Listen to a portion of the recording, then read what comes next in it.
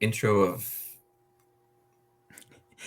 So, hi everyone. Thank you for listening to the Goalkeepers podcast. Um, this week, as we have made it pretty well known, we are going to be discussing a couple of different aspects of mental health, mental balance. Obviously, with ties to some devastating loss that we had a couple of weeks ago, and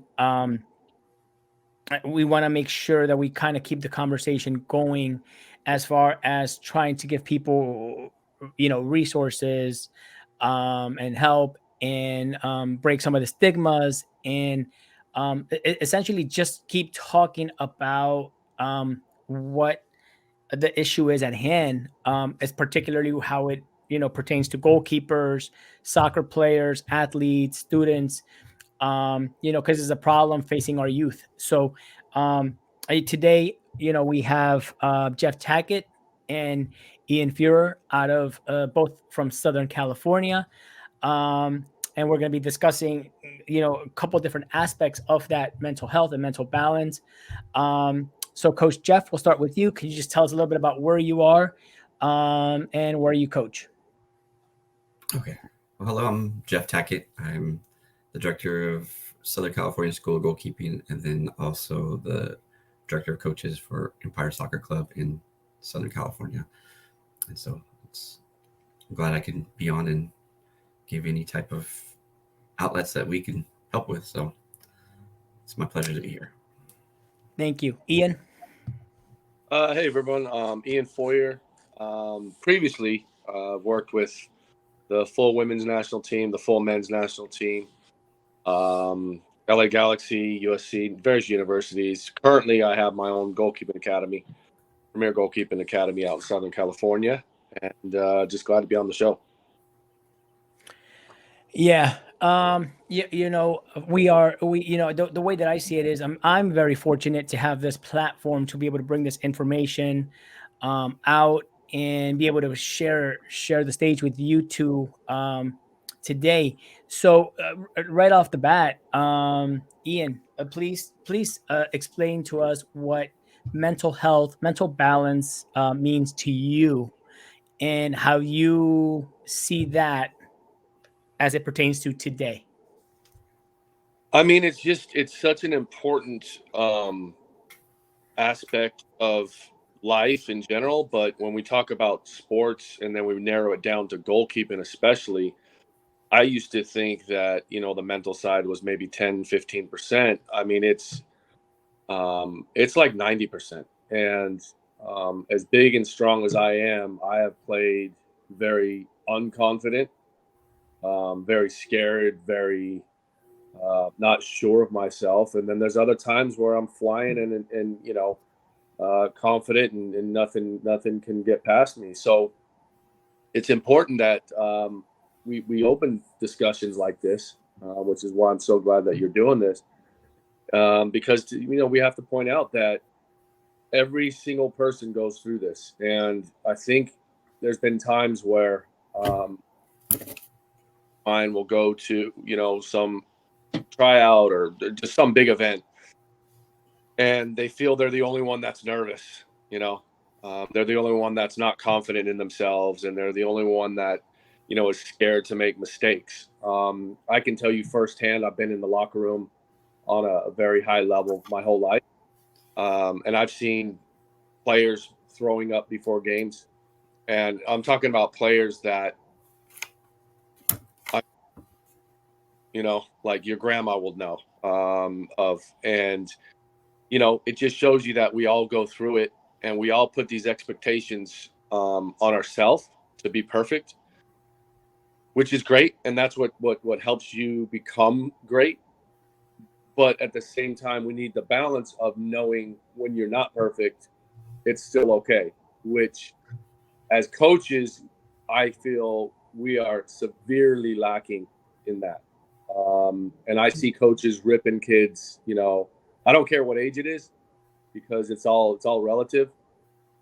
And I'm not okay with the excuse of, oh, they're 17, they can handle it. If they can't, then get out of the kid. There's a way to get on someone. There's a way to get the best out of someone. But if you're doing it in a way that's detrimental and negative, I'm not okay with that. And I think there's too much of that going on. And I think coaches have ego sometimes, things to prove. And I think, as coaches, head coaches, keeper coaches, whatever it is, we could all get better at that. And I'm not saying baby people. I'm not saying, everybody gets a trophy. I'm not about that as well. I'm talking about just what you say and how you present it. So I think we can all get better with that too. So Jeff, when speaking specifically about coaches and what we're lacking, what is it that we're missing? What's that missing piece? And Ian was just touching on it, on almost inverting the pyramid, where that 10% mental piece that used to be there we should flip that around and make it 90% because it's that important. So as coaches, what are we missing? And how do we get there? How do we become a little bit more empathetic and more cognizant of the mental side of the game and things that the players need? Well, yeah, that's the $1 million question, obviously, right there.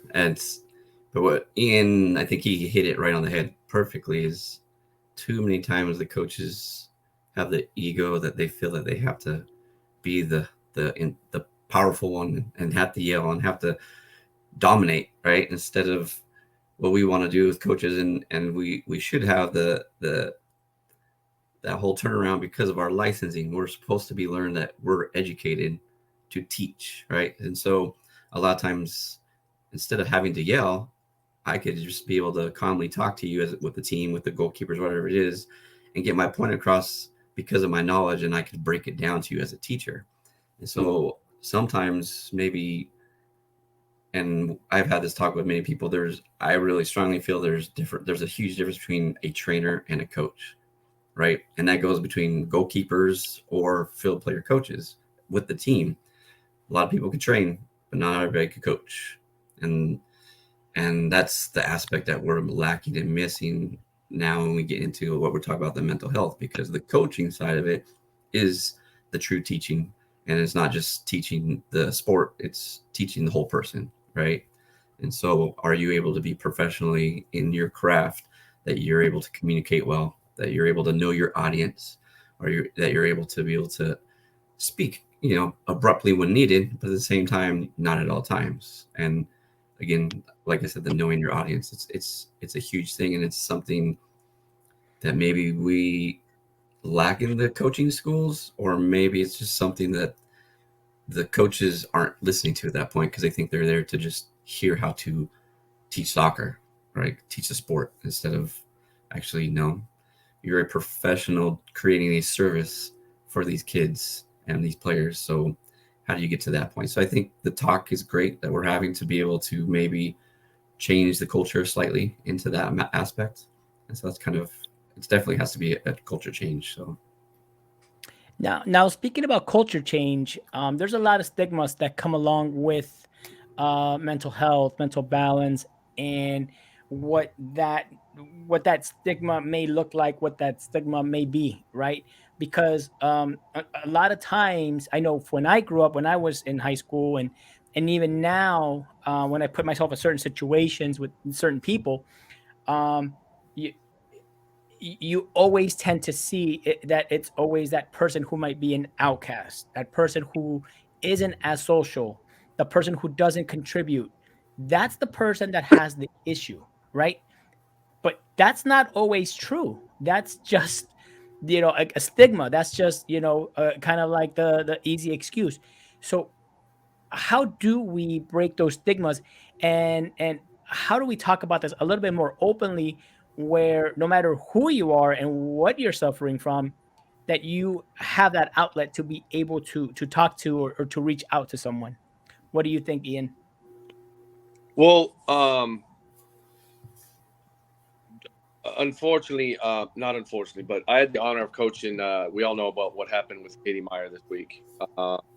I had the honor of coaching her from when she was about 14 all the way up until my last session with her was maybe a month ago. I can tell you right now that she would be the last person of all of the clients I've ever coached that I thought would do something like that. And which, again, goes against the stigma of, it's a introvert, it's a quiet one, it's a shy. She was strong. She was confident, always smiling. She could step into any room and command it. She's the captain of Stanford. Like, you just name it. There was zero signs in terms of any sort of depression or anything like that. So, but obviously she was going through something, and again, it's important, I think, just every day it's as simple as just being nice, like, just be nice to people. And if you have something against someone, just let it go, like, and I know she, not a lot of people know as well is she was going through a little bit of cyberbullying online, from some other teams, and that again is its whole separate issue of dealing with people. But I just think it's important to understand that every word you say or every action you do has a positive or a negative. And I think as human beings, it's important to, put out as much positivity as possible. And that goes back to the coaching side. And, again, at the youth levels, don't get me wrong, there's some great coaches out there, but I do see a lot of just, if you say to a 10 or 11-year-old, which happened recently with one of my clients, I got a client who's 12 and he came for a cross. And right away, I'm going, cool, he came for a cross. I mean, most kids don't even come for a cross. It was like, outside the 6, and he came for it, missed it. And, they scored a goal, and coach blamed him for the loss. And said literally to the kid, he goes, "I can't believe you haven't mastered this yet." I'm like, are you kidding me? I mean, you turn on the TV and you watch games, and guys, the best keepers in the world are missing crosses. For me, the coaching moment is, that's so awesome you came for the cross. Now, what do you think? Could you have attacked it more? Could you have beaten the forward? Like, you got to give some sort of guidance on how to make that cross come to fruition, and you catch it. The problem we have is coaches don't do enough studying of the positions, so they come across in this fearful way and just say something to say something, so the kid won't question it. Instead of like analyzing it, calling me, like the coach of his team knows who I am. Instead of calling me and going, "Hey Ian, he came for a cross, he missed it. What do I say to him?" He has an outlet of a guy that's played 20 years professionally, coached 15, 20 years at the highest level, and he doesn't call me. So that's the lacking on his part of following it up with knowledge, And if there's something I don't know personally about, let's say, a field player, let's say my son was a field player and, something happened, I would call a coach who knows what they're doing to find out what to say and what to do and how to fix it. But because of ego, this coach just yells at the kid and just, kind of one of those things, you know what I mean? And it's just like, we got to understand that the end goal for each of these kids is to get them through their teenage years, number one, without, being in the corner selling drugs. And two, just to see how far they can take this soccer game. And all the games that you play every weekend, they're all practice for when you go to that ID camp at 16, 17 to go try out for your college of choice or whatever. That's all soccer is at the youth level. And we get away from that. So winning is not the scoreline. Winning is you had a kid since 10 or whatever age you start with them. And at 16, 17, they give you a call one day and go, "Coach, thanks so much. I just signed for my college of choice or my top 5, whatever, But we get away from that. And we feel like this Saturday's game at U12 against, FC X, FC blah, blah, blah, is the most important thing. So when we lose the game, we're just going to scream at kids, And it's for me, it's unacceptable. Now, how do we lose that ego, Jeff? How do we lose that control that we have of just wanting to insert ourselves in whatever situation with power and with strength and with this is the way that it's going to get done and that's the way that we're doing it and I don't care, because a lot of situations like Ian said are handled that in coaching are handled that way where if it's my way or the highway, right? And there are situations where that type of presence is needed, but how do we as coaches lose that ego in order to decipher when that's needed versus when somebody legitimately needs instruction, needs help, and beyond that, when somebody needs not only tactical or technical help, but also psychological help to get them over some of those obstacles and some of those issues that come across not only on the field but in life as well. Well, yeah, I mean that's a hard one. I mean, you're gonna no matter what at all levels, you're gonna have the ones that have that different personalities of being just very that dominant. You can still be dominant, be able to communicate well. You have the better communicators, right? So it's no matter what. I think we're in the profession, just sports in general, where you're always going to have the spectrum of that extreme to the other extreme, and you're going to have everybody in between. And so, unfortunately, I don't know the answer to be able to say what would help that. We definitely would say that the education piece of it, the awareness, the understanding that there is a better way, right? And sometimes the old school way is not always the best way. There's ways to, like we talked about, educating, and that's a whole culture change, and that might be a whole discussion in itself is on that one. I think just to go back the stigmas again is for me is a huge thing, like Coach just stated with Katie, that we have the stigma. By the way, I don't know if I work in the mental health field. I guess you could say my benefits job, I like to call it sometimes, right? And so I'm invested with all this. I'm trained in what we are dealing with right now. I am not a psychologist, but I'm with them. I'm actually a teacher. I'm credentialed as a teacher, so I'm part of a team doing that aspect of it. And when we look at our trainings for that, you're looking. It's interesting that we're having this talk, and I was thinking about it last night. Is even in the training that we do, because it's in a controlled environment of let's talk about, I guess, suicide right now, that you're in a crisis mode. There's people that become crisis, right? And that's the stigma, like Coach was kind of saying earlier, is that the person that's withdrawn, the person that's maybe acting erratic, the person that's acting just out of the realm, that's the ones that they're in a crisis, and they're the ones that probably will reach out to help, or somebody will get them help right away. And that's just one form of it, right? So there's the other ones where you're able to possibly hide it, you're able to function, but you're deflecting all this hurt. You look great on the outside, but the outside is totally different from the inside, right? So we talk about sports people and just in general, where myself, I have a learning disorder, and so school was hard, right? It was, you're always getting told that you're inadequate, or you're not working to your potential, or whatever it might be. And soccer was the outlet. I was great in soccer. I was always being told how great I was for goalkeeping when I was playing. So that's my outlet.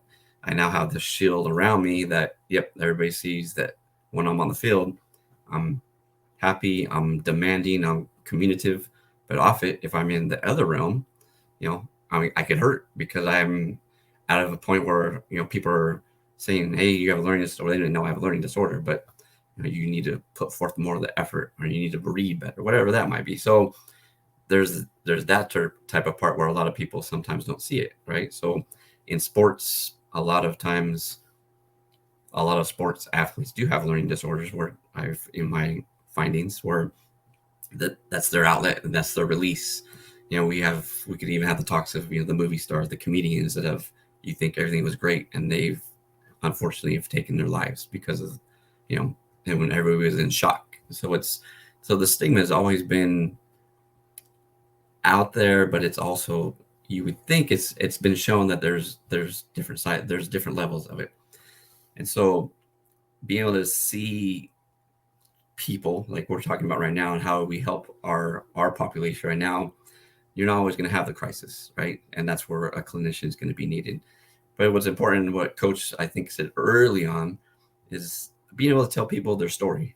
Like he was at the highest level, and he was an American goalkeeper playing in England, which everyone knows that English don't like American soccer players anyway.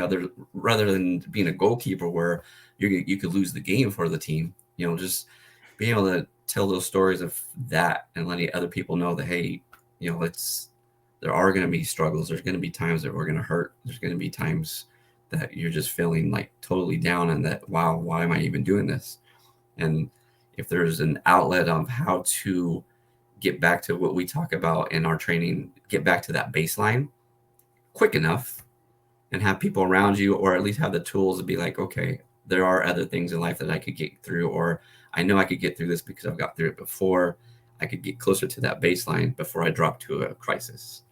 And when we get into that crisis, we're erratic. We can't think, we can't function, and things happen that could be unfortunate, right? So how do we get through that? It's just, like I said, the stories, being able to have some type of peer group of making sure they're able to talk.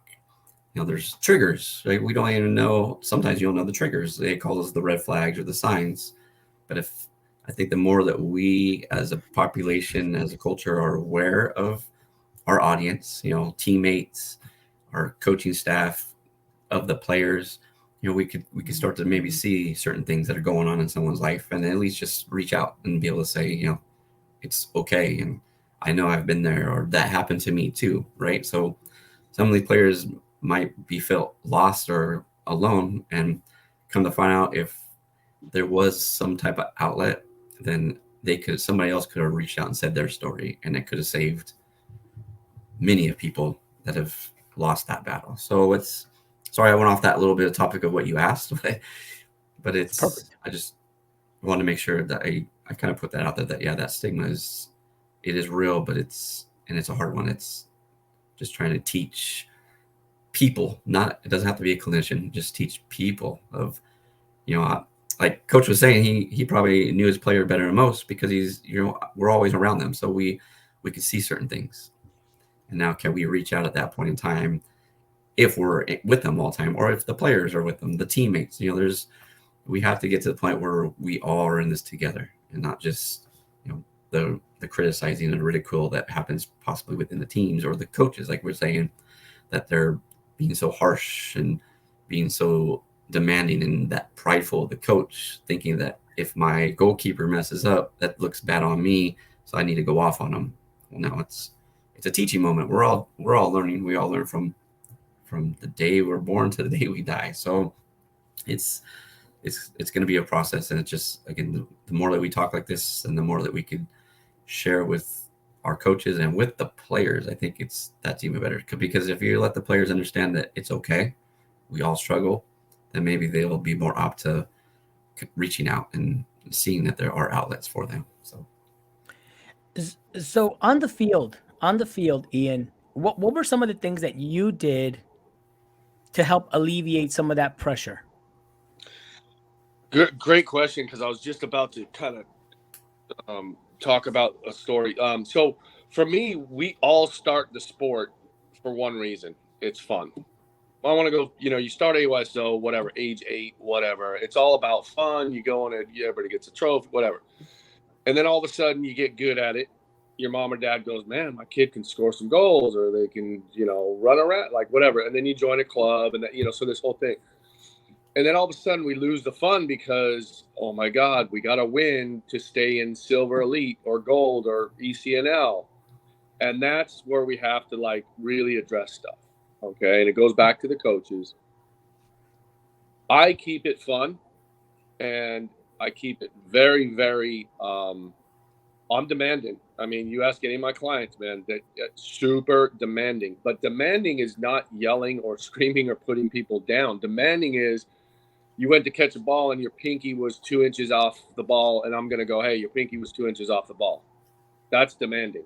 Okay. That's specific. That's getting people, fine-tuned, all that. Demanding's not, oh, what are you doing? Jeez. I just told you that. Why you keep doing this? You know what I mean? So that's not demanding. That's just lack of being able to speak to someone. When I was with the women's national team, I had Hope Solo. I was there from the start when Hope got her time to right after Brianna Scurry finished her career, her amazing career. So you got Hope Solo coming in, and I remember after like the second day of training,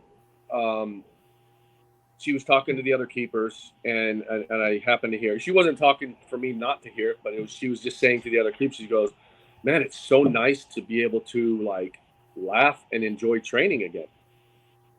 And I kind of stopped, and I was like, "What do you mean?" She goes, "Yeah, we weren't allowed to like laugh or enjoy life," and it was just, this is the national team. It's all business. And I just laughed. I go, "Look, let me tell you something right now. Every keeper in the country wants your job. That's pressure enough. Okay? And that's pressure enough." I go, "There's a difference between goofing off, which at that level, they're not going to goof off. They're professional enough." I go, "But man, we are going to have fun." I go, "If something funny happens and I trip or you trip and you fall on your face or the ball hits you, and we're going to laugh. And we're going to have a release of pressure." And that's how I coach. And I will make fun of myself on purpose, okay, to let the keepers know it's okay to make fun of yourself. It's okay to laugh with yourself. We're not perfect. I tell stupid dad jokes to my keepers, and they just go, they roll their head. I remember one time my voice cracked, and Hope and all them, they literally just, I was like, and my voice cracked, and it was just like Oh no. We lost him in the best part of the We story. lost him right in the thick of it. Hopefully he jumps back on and finishes up that story. No, but it goes to show you where even at that highest level, as we wait for him to get back on, even at that highest level, right? There's that need to bring to release the pressure, but bring it back to fun and bring it back to the basics, as far as treating everybody as a human being and not as a number or as a robot, right? Because in his scenario, right, if Hope bumps out, the second person bumps in, and maybe you don't skip a beat, but Hope is still a person. Like, she's there is a human aspect to all of this. And when we start treating our players as, well, if they leave, I can bring somebody else in, and we lose that humanity piece, then it becomes very difficult again to try to engage the way Ian was. Let me bring him back on. Okay. That's all right. Go ahead, continue, Ian. So lost my train of thought. Where were we? With your voice cracking. Oh yeah, sorry. So my voice cracked. They drop to the floor laughing. Here's this big 6'7" dude. And I started laughing too. And it wasn't like, "Oh, why are you laughing?" It was, so again, it goes back to education, and it goes back to, I think the directors of coaching have a massive responsibility to do a little more investigating into who they're hiring as the coaches and what age groups, et cetera. And we have to at some point say, as a director of coaching, you watch a coach and he's screaming like that. No, that's not acceptable. The problem is some of the directors of coaching are the same guys that scream and yell and cuss at kids. You know what I mean? Like, it's like, come on, it's like we're representatives of a certain level of not just on the field but off the field, etiquette, manners. Yes, sir. Not yes, sir, but like, yes, please, thank you. All, just all those things, and we way better. I just think it's gone lacking, and just overall as coaches, not so much technically. Of course, we can always get better at that, but I think just mentally and in those other areas, we can get a lot better. Yeah, it's tough. It's tough, and I think having these conversations makes it a little bit easier to talk about at home, right? Because now you've listened to a podcast, now you listen to Coach Jeff talk about it, now you've listened to Coach Ian talk about it, and now I can go talk to somebody about it, and hey, did you hear this? And now hopefully this sparks that light that continues a conversation in someone's personal life, in someone's personal bubble, because sometimes that's what it takes. A lot of times we think, for example, going back to Jeff's point of somebody reaching that crisis point, um, therapy isn't necessarily for people who need therapy in that moment. Therapy can or help in any way is a lot of it is preventative, and it's meant to be used before things happen, as to be able to keep that balance in your life, and recognizing um, that everybody needs that outlet every once in a while. So I appreciate having you both here. Now I'm just wondering, Coach Jeff, you can go first. If you had some parting thoughts, some things that maybe you would say to anybody listening to this. Well, I mean, what you just said that was a great thing, and like we talked about a little bit earlier with the crisis and the baseline, and I've had talks with this with my goalkeepers before. We've done like courses or classes, and I try to give them in a goalkeeping example. And so I don't know if the example works, but it works when I'm able to at least talk to them. And I try to tell them, in our mental health side of it, I look at it as, so if I'm a goalkeeper and all I could do is shot block, I'm reactionary. Whenever that thing happens, boom, I have to react. I have to stop it. But unfortunately, some things are going to get in. Some things are going to get behind me. Some things are going to go in, and I'm going to lose that battle, right? I can't stop everything. That's just not going to happen. And so it's kind of what we look at over our mental health. Whereas as a goalkeeper, and what I try to teach is that preventive, right? Stop the situation before it happens. And so in the goalkeeping round, when I give this example, it's, if I'm able to communicate better with my teammates, it's just like in life with my mental health. If I'm able to communicate and I can talk to my teammates, and I'm okay to be opened up when I have a little bit of struggle, or if teammates and I are having struggles, I can communicate back and forth to them. So that becomes a preventive to all measures, right? I've even gone to the point of like positioning and timing, because I feel that when we talk about stopping the situation of goals, position yourself in our mental health and the way we do things with situational. Are you putting yourself in bad situations constantly, which is going to create those type of adverse actions? And timing, so if you wait and wait and wait before then you hit crisis, now you become reactionary again. So your timing is huge. Timing for goalkeeping, and your timing in your mental health, being able, like you said, can you reach out earlier? Can you get back to that baseline instead of the crisis? And I try to explain them, crisis is the shot block, the reaction, and the preventive would be that in general, being able to have everybody organized in your life, and you have almost a plan. The plan never works all the time, but at least you have those tools in place where you're ready for it, right? And so I've had that talk we've had classes where we kind of do it, and I hope sometimes it makes them a little bit more of a visual. They could kind of understand what we're talking about when we say mental health. At the same thing is, don't let it get to that point. Can you do it and be preventive, just like as a goalkeeper you would want to prevent the situation? So and there's a lot of help out there.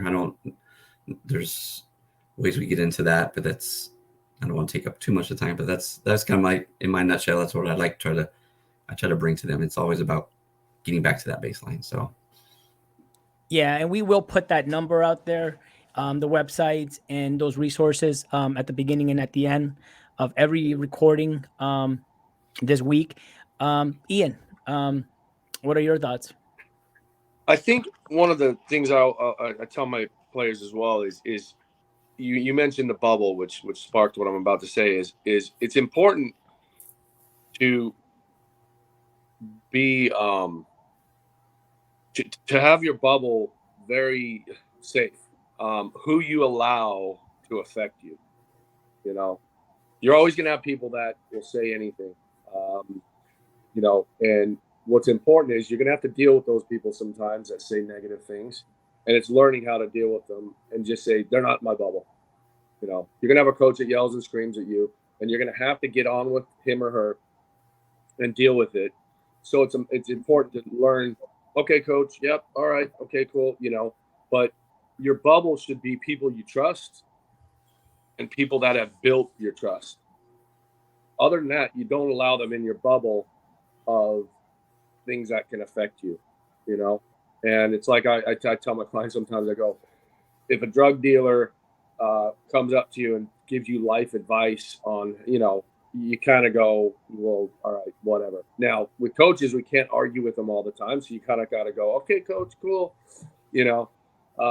But yeah, you got to keep your bubble small, and it's important to be confident enough to be almost to the point of arrogant who gets in that bubble. You know, don't just allow everybody. Oh, just because it's a coach doesn't mean they know what they're talking about. Just because it's someone older doesn't mean they know what they're talking about. And I'm not saying to argue with everybody, but learn how to play along or play the game. But don't let it affect your mental state of mind. And I just had a convo with one of my clients, and she said that was one of the best, you know, pieces of advice. She was listening to all the wrong people. She wasn't listening to her mom or dad or myself, or she was listening to some coach who was body shaming her and, oh, you're too skinny, you're too this, you're that. And I'm just like, this is like a 14-year-old girl that's going through everything right now. And I'm like, how, you know, so as hard as it is, it's easy to say, don't let that affect you, but it's important to teach how to not let that affect you. And, you know, I can tell you firsthand, I walked out to some very big crowds of some drunk English people, you know, 40, 50,000 people. And the stuff they said to me was, now I can deal with it. It was funny, but if you're not strong mentally, oh my gosh, it could crush you, you know. And some of the comments and some of the chants, and they're all singing in unison. And you're just, you know, for me, I flipped it. I was like, hey, they were singing some, you know, Yankee this or that chants. I was like, hey, I made it. They know I'm a Yank, you know. Before they didn't know who I was. I'm like, now they know who I am. I'm like, yes, I made it. So you can always flip comments. You can always flip negativity into positivity. And it's teaching adversity is an ally, not an enemy. You know, we need adversity to succeed. Yeah, and the one thing that I will just add to this, and then we'll wrap it up, is you can create that bubble. You can create your environment, you know, and you are responsible for creating that, right? Yep. And as a young person, you're not expected to know how to create that. You know, so that's where we need to reach out to you know, the people that we trust and the people that we have in our lives, and that's how we slowly build that bubble. But as young people, you know, the expectation isn't for you to know everything, you know, isn't for you to know what the answers are to tomorrow's question. You know, your job is to enjoy today and learn and become a better person for tomorrow. So when we have those opportunities to create that environment, take them, run with them. At some point, you know, you are going to be solely responsible for that. But if you're not at that point yet, it's okay. Find those mentors, find those advisors, find those coaches that can help you and can help you build that bubble and that environment. So that way, you know, you really put yourself in a situation like Jeff was saying, where you have more positive outcomes than negative ones, right? Because unfortunately, we are a result of our environment, and we have to make sure that we put ourselves in the best position possible, young or old, to be able to succeed and be the best that we possibly can be. So, Ian and Jeff, I very much appreciate your time. I know the people watching and listening are going to appreciate it as well. And thank you for contributing to this. And yeah, let's keep the conversation going, and hopefully the right person listens to this, and we keep it going. Thank you, guys. Appreciate Thank it. you. Thank you, Ian. Thank you, Jeff.